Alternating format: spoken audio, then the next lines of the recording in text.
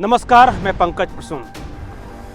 दोस्तों, अगले चंद दिनों में देश भर में 56 राज्यसभा सीटों के लिए चुनाव होने वाले हैं और इन 56 सीटों में जहां सबसे ज्यादा मजेदार चुनाव होगा राज्यसभा का, वो है महाराष्ट्र। महाराष्ट्र वैसे भी अमित शाह पहले भी कह चुके हैं कि हमारे लिए सबसे बड़ा चैलेंज महाराष्ट्र है। तो महाराष्ट्र की 6 राज्यसभा सीटों पर चुनाव होने हैं। 6 सीटें खाली हो रही हैं। संख्या बल के हिसाब से अगर देखा जाए तो बीजेपी को 2 सीटें आराम से मिल सकती है, लेकिन बीजेपी का प्रयास है कि कोई तीसरी सीट जीती जाए और इसे लेकर बड़ा खेला करने की तैयारी है। वो खेला क्या होगा? बीजेपी ने आधा खेला किया है, आधा बाकी है। महाराष्ट्र के राज्यसभा चुनाव में बीजेपी की रणनीति क्या होगी? क्या महाराष्ट्र से जो बीजेपी के सदस्य जिनकी राज्यसभा सदस्यता खत्म होने वाली है, उनमें से किसी को दूसरा मौका मिलेगा? कौन कौन है वो लोग? तीसरा और सबसे महत्वपूर्ण बात कि जहां मौका पाओ गांधी परिवार को डैमेज करो। इस रणनीति के तहत महाराष्ट्र में ऑपरेशन लोटस में क्या कुछ चल रहा है, ये सब आपको बताएंगे। लेकिन उससे पहले आप हमारे चैनल को सब्सक्राइब कर लें, इस वीडियो को लाइक कर लें। दोस्तों, आपने खबर सुन ली होगी, अशोक चव्हाण महाराष्ट्र के पूर्व मुख्यमंत्री, कांग्रेस के दिग्गज नेता शंकरराव चव्हाण के बेटे, महाराष्ट्र के बहुत बड़े मराठा नेता, उन्होंने कांग्रेस छोड़ दी। कांग्रेस छोड़कर वो बीजेपी में शामिल होने वाले हैं। यह महाराष्ट्र कांग्रेस के लिए अब तक का सबसे बड़ा झटका माना जा सकता है, इस लिहाज से क्योंकि अगर मिलिंद देवड़ा जाते हैं तो वो हाई फाई कॉरपोरेट नेता हैं, उनके पिताजी बहुत पैसे वाले थे, मुरली देवड़ा पेट्रोलियम मंत्री रहे, लेकिन दक्षिण मुंबई के एलिट सर्किल में ही मिलिंद देवड़ा का जो पकड़ है, जो ऑरा है, वो है। अगर बाबा सिद्दीकी छोड़ के गए तो वो एनसीपी में गए हैं, अजीत पवार की एनसीपी में। इससे बीजेपी को बहुत ज्यादा लेना देना है नहीं, लेकिन आज महाराष्ट्र भाजपा को एक ऐसा कैच मिला है, एक ऐसा चेहरा मिला है जिसके जरिए वो ग्रामीण मराठा राजनीति को साध सकता है। यह इसलिए कि पीढ़ियों से शंकरराव चव्हाण और अशोक राव चव्हाण की पकड़ महाराष्ट्र के मराठा समाज पर रही है। खबर बस इतनी नहीं है, खबर यह है कि अशोक राव चव्हाण के साथ ही 10-12 और कांग्रेसी विधायक बीजेपी में शामिल होने जा रहे हैं। ये सभी के सभी ग्रामीण क्षेत्रों के विधायक हैं। तो ग्रामीण मराठा वोटरों में पकड़ मजबूत करने के लिए बीजेपी का सबसे बड़ा दांव है। एक और कारण यह है कि मैंने आपको बताया कि 6 सीटों पे राज्यसभा चुनाव होने वाला है। महाराष्ट्र की 6 सीटों पे कुमार केतकर कांग्रेस से थे, उनका टर्म खत्म हो गया। उसके बाद वंदना चव्हाण एनसीपी की थी, उनका टर्म खत्म हो गया। अनिल देशमुख शिवसेना उद्धव गुट के थे, उनका टर्म खत्म हो गया। इन तीनों के अलावा 3 सदस्य बीजेपी के थे, नारायण राणे, मुरलीधरन जी और प्रकाश जावड़ेकर। अब हो यह रहा है कि शरद पवार गुट के वंदना चव्हाण किसी भी कीमत पर दोबारा चुनकर नहीं आने वाली, क्योंकि शरद पवार गुट के पास सिर्फ 11 विधायक है।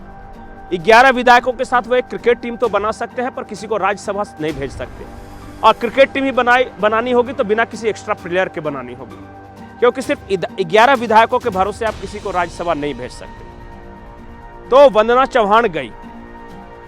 अनिल देशमुख शिवसेना उद्धव गुट के टिकट से राज्यसभा के सदस्य थे, इस बार उनका भी चुनाव नहीं होने वाला, क्योंकि आपको भी पता है कि उद्धव ठाकरे की सारी लुटिया डूब गई, सारे के सारे विधायक वगैरह सब चले गए एकनाथ शिंदे के साथ। तो अनिल देशमुख साहब वैसे भी बहुत उम्र हो चुकी है, तो वो दोबारा नहीं जाने वाले। तीसरा, कुमार केतकर वरिष्ठ पत्रकार हैं, इंडियन एक्सप्रेस के एडिटर रह चुके हैं, मराठी लोकमत के एडिटर रह चुके हैं, दिव्य भास्कर जो कि भास्कर ग्रुप का एक अखबार है उसके एडिटर रह चुके हैं। ये वरिष्ठ तथा कथित न्यूट्रल पत्रकार हैं जिन्हें कांग्रेस ने राज्यसभा भेजा था। यह अलग बात है कि कुमार केतकर ने अपने जीवन में कभी किसी कांग्रेसी की बुराई नहीं की, कभी किसी वामपंथी की बुराई नहीं की। उनके निशाने पर हमेशा या तो बाला साहब ठाकरे रहे, उनकी शिवसेना रही, या फिर भारतीय जनता पार्टी रही। तो इस न्यूट्रलिटी की, ये निष्पक्षता की उनको अवार्ड दिया गया था और वो राज्यसभा सदस्य कांग्रेस की ओर से भेजे गए थे। वैसे भी वो आए दिन बयान देते रहते हैं राइट विंग पॉलिटिक्स को लेकर। उन्हें गांधी परिवार बहुत पसंद है, गांधी परिवार की खूब तारीफ करते हैं। इसके बावजूद, इतनी चाशनी में लपेटकर गांधी परिवार के शब्दों को बोलने के बावजूद, इतना वरिष्ठ पत्रकार होने के बावजूद भी कांग्रेस इस बार उन्हें राज्यसभा नहीं भेजने वाली। तो कुल मिलाकर कहानी यह है कि जो विपक्ष के तीनों राज्यसभा मेंबर हैं वो राज्यसभा नहीं जाने वाले। अब आते हैं बीजेपी और सत्ता पर। प्रकाश जावड़ेकर की राजनीति खत्म होने वाली है, ऐसा मेरा अंदाजा है, क्योंकि प्रकाश जावड़ेकर को दोबारा राज्यसभा नहीं भेजने वाली। वैसे भी वो धीरे धीरे राजनीति से साइडलाइन होते चले गए। आज उनका इम्पैक्ट महाराष्ट्र की राजनीति पर अभी कहीं नहीं है। किसी जमाने में पुणे के सांसद हुआ करते थे, लेकिन पुणे में भी अब कई नए नेता उभर आए हैं।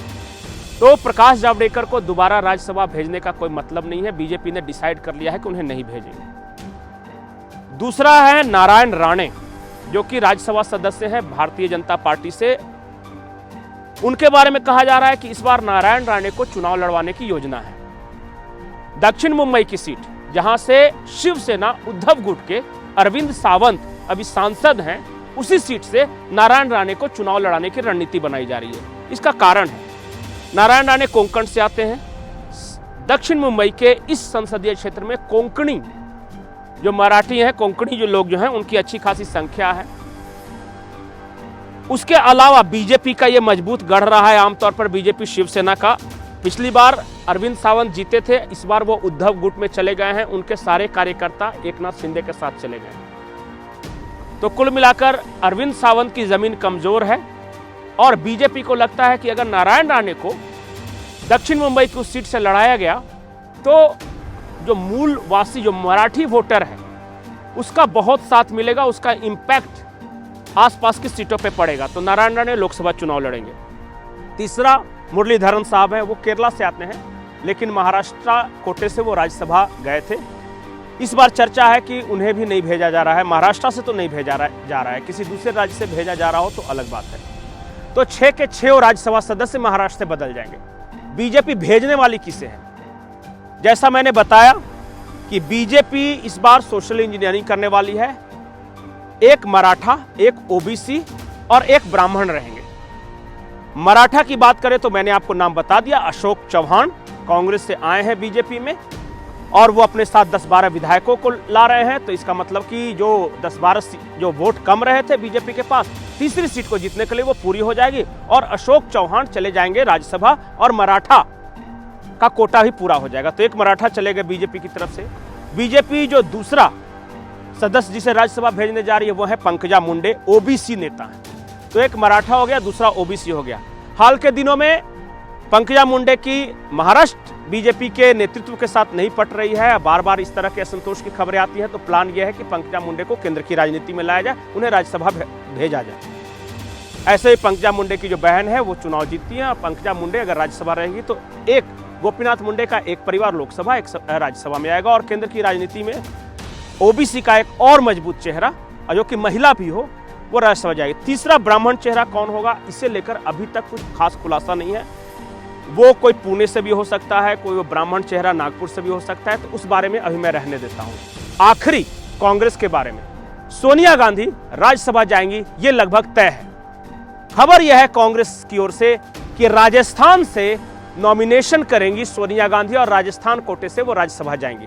सोनिया गांधी राज्यसभा जाएंगी, इसका मतलब ये तय हो गया कि प्रियंका गांधी और राहुल गांधी चुनाव लड़ेंगे। एक अमेठी से लड़ेंगे, दूसरे रायबरेली से लड़ेंगे और एक और सीट पर लड़ेंगे। मैंने एक वीडियो में आपको बता दिया है कि प्रियंका गांधी के लिए तेलंगाना की एक सुरक्षित सीट खोजी गई है और शायद दक्षिण के किसी सीट से राहुल गांधी लड़ेंगे, क्योंकि वायनाड अगर समझौता हुआ तो वो सीपीएम के हिस्से जाएगा। अगर सीपीएम के हिस्से जाता है तो कांग्रेस के राहुल गांधी वायनाड से नहीं लड़ सकेंगे।